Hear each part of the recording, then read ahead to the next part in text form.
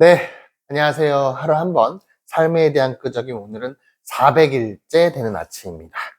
7월 17일 금요일 아침이고요. 오늘도 역시나 4시에 일어나서 이렇게 끄적이고 있고요.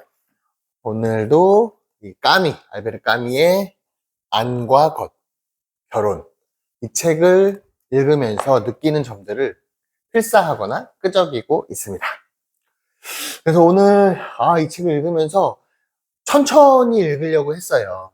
이 책이 뭔가 빨리 후다닥 넘기기에는 좀 아쉽더라고요. 그래서 이 책에 대한 내용, 이 까미가 젊은 날에 생각했던 감정들을 어떻게 느끼고 있었는지가 저도 좀 같이 공감하고 싶어서 천천히 좀 읽고 있는 것 같습니다. 그래서 오늘 그 결혼에 대한 부분도 앞에 안과 겉도 5개의 소챕터로 이루어져 있었는데, 이 결혼도 5개의 소챕터로 이루어져 있거든요. 그랬을 때 그 앞에 부분 2가지 소챕터를 읽었어요. 그래서 티파자에서의 결혼, 그리고 제밀라의 바람, 이렇게 2가지 챕터를 읽었거든요.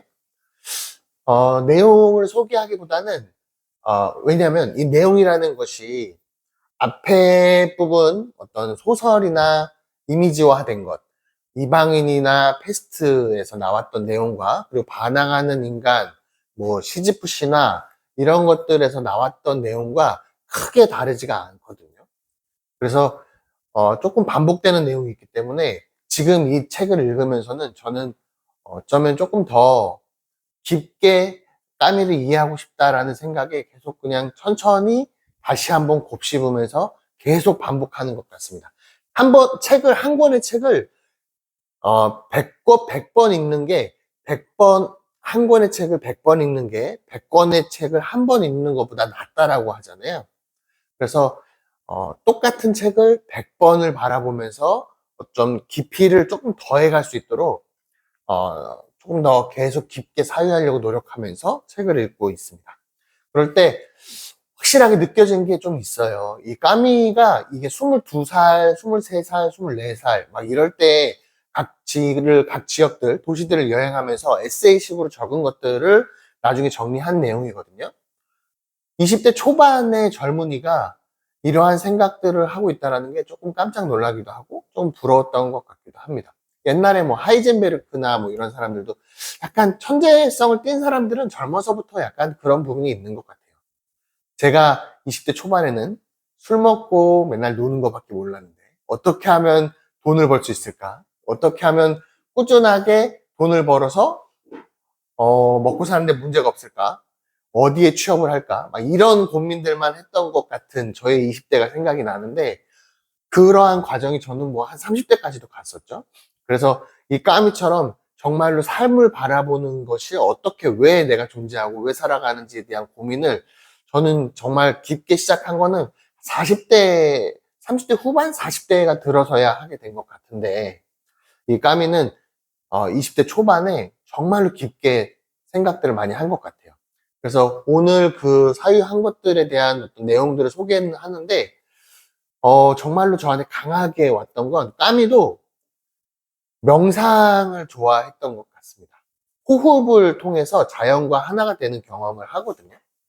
본문에서도 그냥 간단하게 나는 숨쉬기를 배우고 정신을 가다듬어서 나 자신을 완성해 갔다라고 얘기를 합니다. 그게 어쩌면 명상을 통해서 이 자연과 그 티파자가 엄청 그 햇볕도 뜨겁고 해변도 있고 막 정말로 뭔가 아름다운 그런 곳이거든요. 그러한 자연과 내가 하나가 되는 걸 느끼는 거예요. 그래서 이 본연의 자신으로 되돌아간다라고 얘기를 하거든요.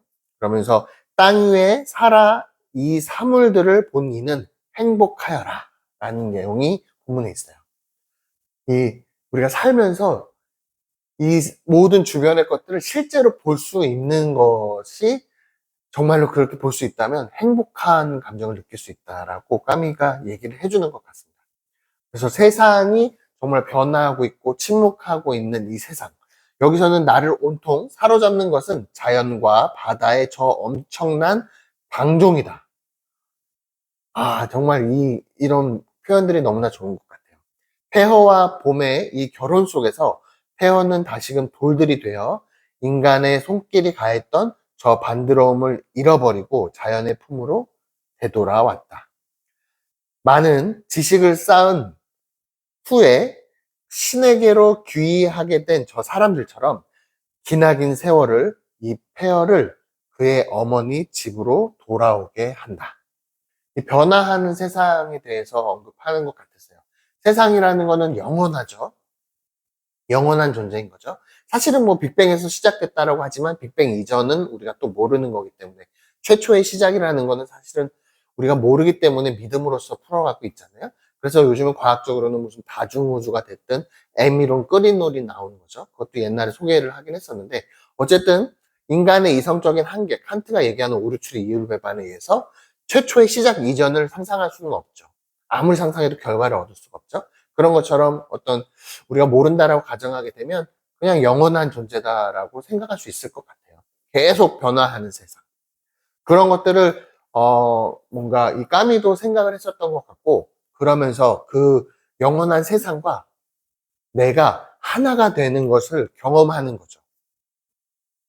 그거를 저도 매일 지금 1년 넘게 명상을 하고 있는데 그러한 감정들을 느끼기 위해서 뭔가 노력하는 거고 또한 이 자연 환경이나 이 살아가면서 계속 주변에 내가 직면하는 것들 어제도 잠깐 얘기했지만 가장 자기가 원하는 건 행복한 게 아니다. 또렷한 의식을 계속 지니고 있는 것이다 라고 하잖아요. 그 또렷한 의식이라는 거는 주변을 직시하고 자연을 내가 명확하게 명증하는 딱 알아낼 수 있는 나의 어떤 또렷한 의식이 있으면 주변을 볼 수 있는 거죠. 그랬을 때 행복감이 쭉 오는 거죠.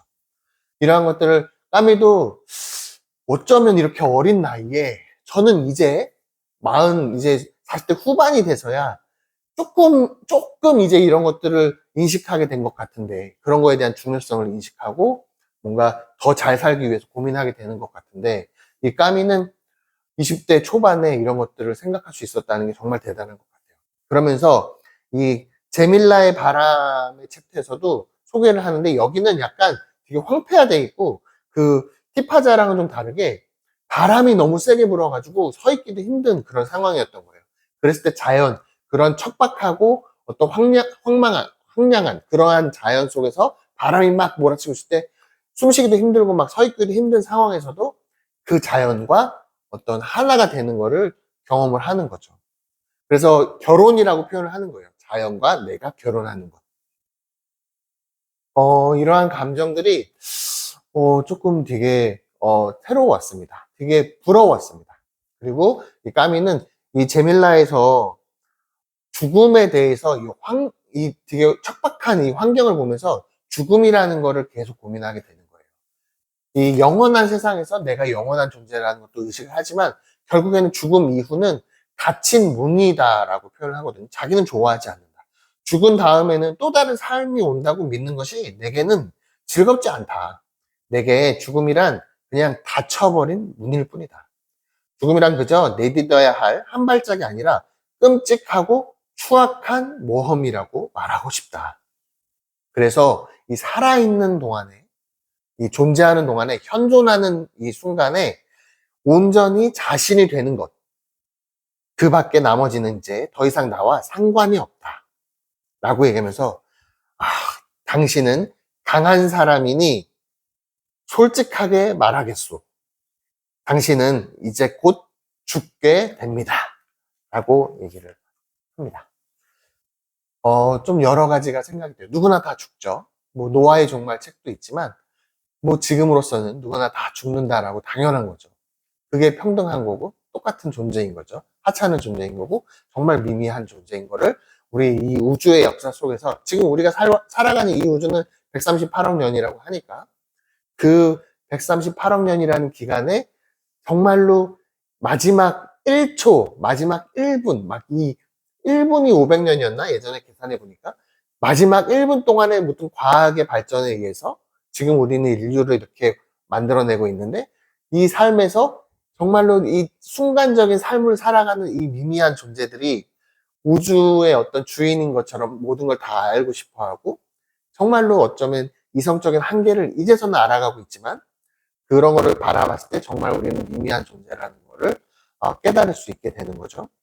그랬을 때 죽음이라는 것도 우리가 알지 못하는 영역인 것처럼 인간은 한계가 분명히 있죠. 그랬을 때 그렇다고 뭔가 허무주의에 빠지거나 뭔가 나는 포기하거나 이런 것을 바라는 게 아닌 거예요. 철학자들은 이렇게 생각을 깊게 하면 할수록 생각을 하다가 말면 알지 못하는 것보다 차라리 조금 하는 게 더 위험하다라고 하는 것처럼 세상을 조금 이해하면 허무주의에 빠지게 되는 거 의미가 없다라고 생각하게 되는데 거기에서 한 단계 더 고민 더 생각을 깊게 하다 보면 결국에는 이 세상과 내가 하나가 되는 것을 경험하게 되는 거고 그러다 보니까 이 삶이 너무나 소중하게 느껴지고 이 나의 이 형태로서 존재하고 있는 이 짧은 순간의 경험이 너무나 감사하게 느껴지는 거죠. 진짜 이성적으로 경험할 수 있는 것들 아니면 이 감정적으로 경험할 수 있는 것들 이 모든 감정들이 정말로 좌절 고통뿐만 아니라 좌절 고통은 행복과 어떤 성공을 뜻하는 거니까 항상 같이 오잖아요. 안과 겉처럼 대립면, 유무상생하는 것 모든 것은 이 반자도 지동하는 이 우주 속에서 계속 모든 것은 크고 작고 길고 짧고 아름답고 추하고 밝고 어둡고 빛과 그림자 모든 것은 다 대립면을 이루고 있는 이 비교되는 대상에서의 변화하고 있는 이 세상을 그냥 우리는 이해할 수 있으면 나한테 지금 다가오는 어떠한 고통이나 행복이나 무슨 어떤 감정이나 이런 것들이 앞으로 계속 변화한다라는 건 알고 있죠. 그랬을 때 그 변화하는 것이 아니고 변화하지 않는 것이 무엇인가에 대해서 고민을 하는 거예요. 그랬을 때 이 영원한 것은 변하지 않는 거죠. 이 세상, 우주라는 것이. 근데 나라는 존재도 영원하다는 것을 같이 동일시하게 되면 마음이 훨씬 편안해지는 거예요. 마음이 편안하기 위해서 자기가 믿는 것일 수도 있지만 제 생각에는 그게 과학적으로 증명도 되고 있고 그게 맞는 사실이라는 것을 이제서야 인간이 알아가고 있는 중이라고 저는 생각을 하거든요. 그래서 결국에는 저라는 존재는 우파니샤드에서 얘기했던 네가 곧 우주다라고 얘기한 것이 저는 사실로 믿어지고 받아들여지고 있는 중입니다. 그거를 이제 경험으로 느끼는 것도 명상인 것이고 아니면 자연과 내가 하나 되는 그러한 경험들을 하는 거죠. 어쨌든 우리는 과학에서 발전해서 알게 된 것이 원자 그리고 양성자 중성자에서 또 그 안으로 들어가면 전자 뭐 이런 것도 있죠. 근데 거기 쿼크로 또 들어가게 되고 쿼크는 또 어떠한 그 양, 이렇게 스핀을 가지고 있게 되는데 그 형질을 갖고 있는 것은 결국에는 에너지로서 갖고 있게 되는 거죠. 그러니까 모든 것은 입자성과 에너지성을 띠고 있지만 결국에는 그 모든 것은 에너지로서 이루어져 있다라고 하는 거고 우리가 모르는 에너지는 우주의 97%가 있다. 암흑 에너지인 거죠. 그 퍼센테이지는 조금 과학책마다 조금 바뀌는 것 같아요. 우리가 모르는 에너지가 이렇게 존재하는 우주에서 우리는 살아가고 있는 거죠. 우리가 너무나 모르는 것뿐인 거죠. 근데 우리가 지금까지 알게 된 것만으로 봐도 우리가 존재하는 것은 결국에는 이 에너지가 어떤 입자가 되면서 원자 그리고 점점 그 원자들이 DNA를 이루면서 생명의 탄생, 유전자의 복제가 되는 리처드 도킨스나 이런 사람들이 얘기하는 거죠. 그러면서 생명이 계속 이렇게 진화해 오면서 뭐 사피엔스가 됐든 총연세가 얘기했던 그렇게 우리는 인류의 진화를 이뤄서 과학 혁명이 됐든 갈릴레오, 뉴턴, 우리 하이젠베르크 쭈르륵 과학의 발전 아인슈타인을 이뤄가면서 지금까지 우리가 아는 것들은 요만큼이 이제 있는 거죠. 나머지 97%는 아직까지 모르는 거고. 이러한 상태에서 우리가 느낄 수 있는 건 그나마 감사하게 알 수 있는 건 지금까지 알아가다 보니까 나라는 존재는 결국에 에너지로 이루어져 있는데 그 에너지가 지금 이러한 나의 육체의 형태를 지니고 있고 그러한 의식을 뇌과학적으로 봐서도 하나의 신호일 뿐이잖아요. 전자신호, 에너지인 거죠. 그런 것처럼 그냥 내가 이렇게 느끼고 있는 것이 어쩌면 그냥 지금 잠깐 동안에 이건 미친놈처럼 들릴 수도 있어요. 제가 오늘 막 얘기하는 것들이 갑자기 그냥 이런 계획이 없었는데 이 얘기는 할 생각을 못 했는데 그냥 막 이렇게 떠들게 되는데 결국에는 이 존재라는 것이 나의 이 형태를 잠깐 뛰었다가 다시 원래의 원자로 돌아가거나 에너지로 돌아가는 과정이 영원히 반복되는 거죠. 그 우주 안에 우리는 속해 있는 것이고. 그랬던 거를 이 까미도 이해를 하고 있었던 것 같아요. 그래서 이 살아있는 이 형태를 띠고 있었을 때는 이 우주와 하나가 되는 경험이 너무나 감사한 거죠. 의식할 수 있으니까, 경험할 수 있으니까, 생각할 수 있으니까 너무나 감사하잖아요. 이런 것들 느낄 수 있는 것들이. 그러다가 다시 또 에너지로, 원자로, 흙으로 돌아가게 되는 거죠. 그렇기 때문에 죽음이라는 것이 무서워할 존재는 아니지만 싫은 거예요. 지금 현재가 너무 감사한 거죠. 이 현재의 상황을, 죽음을 명확하게 직시를 하면 삶이라는 것이 정말로 중요하다라는 걸 알게 되는 것처럼 이제 우리는 살아있는 동안에는 해야 될 일은 명확하다는 것을 까미는 계속 전달해주고 있는 것 같아요. 감사하게 느껴라. 자연과 하나 결혼을 해라. 이 자연의 이 광활함과 이 정말로 아름다움을 살아있는 동안에 충분히 느껴라. 도전과 자유와 열정을 가지고 등정하는, 시지프가 등정하는 그런 것처럼 삶을 계속 반복되고 어떻게 보면은 아무것도 아닌 것처럼 정말로 고통을 계속 겪는 것처럼 보여질 수 있지만 그 안에서도 충분히 행복하다. 시지프는 행복하다고 생각해야만 한다라고 얘기하는 것처럼 우리는 우리가 생각을, 의식을 바라보는 것, 직시하게 되면 이 또렷한 의식을 가지고 주변을 바라보게 되면 정말로 행복하다라는 걸 느낄 수 있다. 그러니 지금 네가 정말로 어떠한 고통을 느끼든 어떠한 뭔가를 지금 감정을 느끼든 그 감정 자체가 힘들고 행복하고 고통과 좌절인 것이 아니라 그 자체를 그냥 받아들이는 것을 감사하고 행복하다고 느껴라. 그게 곧 네가 현존하는 것이다. 라고 얘기해 주는 것 같습니다. 정말 감사하지 않나요? 지금 이 살아있는 것 자체가, 이 경험할 수 있다는 것 자체가. 고통 또한 정말로 감사한 거죠. 이겨낼 고통이니까 나를 죽이지 못한 고통은 나를 성장시킬 뿐이다 라고 얘기하는 거잖아요. 아무튼 쓸데없이 까미 재밌습니다. 까미. 또 오늘 또 한번 또 천천히 또 뒤에 부분 또 읽으면서 오늘 내가 무엇을 느끼는지 또 내일 또 같은 시간에 또 한번 소개를 시켜 드려보도록 할게요. 오늘 하루도 정말로 가치 있는 하루, 그리고 정말 행복하고 소중하고, 행복하는 것은 잠깐 빼고 소중하고 새로운 경험하시는 하루 되시길 진심으로 바라면서 마치도록 하겠습니다. 내일 또 같은 시간에 뵙도록 하겠습니다. 감사합니다. 좋은 하루 되십시오.